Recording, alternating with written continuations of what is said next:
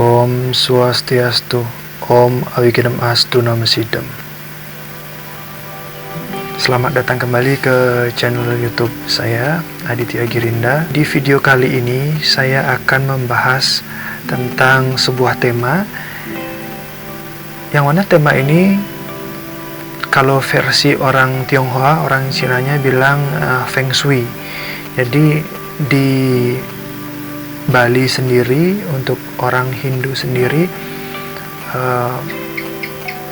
ada konsep yang disebut dengan Asta Kosala Kosali atau Asta Kosala Kosali.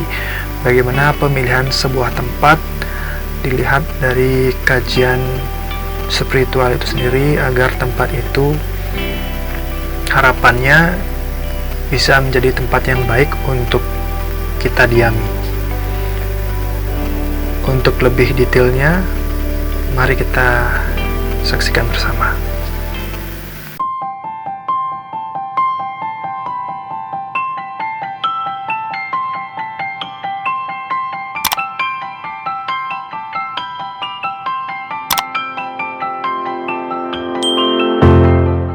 Bagi orang beragama Hindu di Bali, jika mengadakan sebuah upacara selalu mencari hari baik atau yang disebut Dewasa Ayu. Sama halnya ketika memilih tempat tinggal yang hendaknya menggunakan konsep Trihita Karana, agar tercipta suasana yang harmonis antara manusia dengan Tuhan, manusia dengan sesamanya, dan manusia dengan lingkungannya.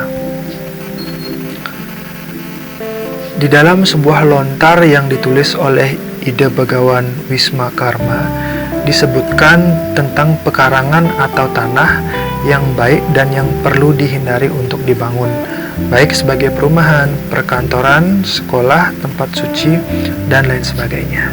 Nah, adapun pekarangan yang baik menurut lontar tersebut antara lain: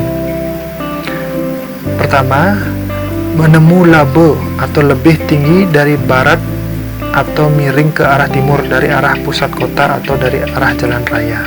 Disebut menemu laba, di mana sinar matahari tidak terhalang sejak pagi sampai sore, membawa keberuntungan dan umur panjang bagi penghuninya. Yang kedua, Pribayoga Wredi atau tanah yang miring ke utara, membawa kemakmuran yang melimpah bagi penghuninya. Yang ketiga, Palemahan Asah atau tidak ada keistimewaan, artinya biasa-biasa saja, namun dengan syarat sinar matahari, udara, dan air tersedia cukup dan tidak terhalang apapun. Keempat, Palemahan Inang. Ketika berada di atas tanah itu, perasaan damai, tentram, dan hening, walaupun lokasi itu tidak memenuhi persyaratan seperti nomor 1, 2, 3 yang disebutkan di atas tadi, di mana dewa Ngukuhi membawa ketentraman batin dan kedamaian. Kelima, Palemahan Mambu atau tanah berbau cabai atau bumbu dapur ketika dicongkel sedalam 30 cm, disebut Singkanti, sangat baik karena akan mempunyai banyak sahabat. Nah, sedangkan pekarangan yang harus dihindari atau di dalam bahasa Bali sering disebut dengan karang panas, biasanya ditandai dengan adanya kejadian atau musibah yang menimpa anggota keluarga, misal sering sakit, marah-marah tidak karuan, mengalami kebingungan atau linglung, mudah bertengkar, dan lain sebagainya. Karang panas atau pekarangan yang tidak baik untuk dijadikan tempat tinggal antara lain sebagai berikut. Yang pertama, karang karubuhan, yang ini pekarangan yang berhadap-hadapan atau berpapasan dengan perempatan atau pertigaan atau persimpangan jalan. Yang kedua, karang sandang lawe, pekarangan yang pintu masuknya berpapasan dengan pekarangan milik orang lain. Ketiga, karang kutu kabandel, pekarangan yang diapit oleh dua ruas jalan. Keempat, karang sulenyupi, pekarangan yang berpapasan dengan jalan raya atau numbak marga atau numbak rurung. Karang gerah, yakni pekarangan yang terletak di hulu pura atau perahyangan. Yang keenam, karang tenget, pekarangan bekas kuburan, bekas pura, atau bekas pertapaan. Yang ketujuh, karang bute salah wetu, di mana pekarangan ini pernah terjadi kejadian aneh, misalnya kelahiran babi berkepala gajah, pohon kelapa bercabang, pisang berbuah melalui batangnya, dan lain sebagainya. 8. Karang boros wong, atau pekarangan yang memiliki 2 pintu masuk sama tinggi dan sejajar. Yang ke-9, suduk angge, atau pekarangan yang dibatasi oleh pagar hidup atau tanaman di mana akar-akarnya atau tunasnya masuk ke pekarangan orang lain. Ke-10, karang kalingkuhan, yakni pekarangan yang dikelilingi tanah atau rumah milik satu orang. Nah, jika dalam suatu kondisi terpaksa menempati atau membangun rumah yang termasuk karang panas yang saya sebutkan tadi, disarankan membuat Padma Capah sebagai stana Sang Hyang Indra Belaka, dan pada hari yang tergolong rerainan atau hari suci, penghuninya wajib mengaturkan aci-acian atau sesaji untuk memohon keselamatan dan agar terhindar dari pengaruh buruk dari pekarangan rumah tersebut. Nah, demikian pemaparan atau penjelasan yang bisa saya sampaikan tentang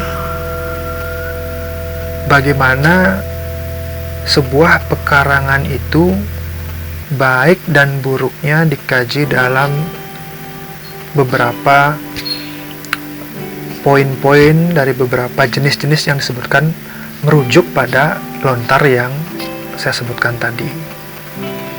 Tentunya kembali lagi, kita sebagai manusia tidak luput dan hendaknya tidak pernah lupa memohon perlindungan, memohon tuntunan dari Sang Pencipta, Ida Sang Yang Widiwasa, dan para leluhur kita. Harapannya agar apapun itu bisa diarahkan pada jalan yang terbaik, jalan yang bagus buat kita terkait pekarangan yang kita tempati.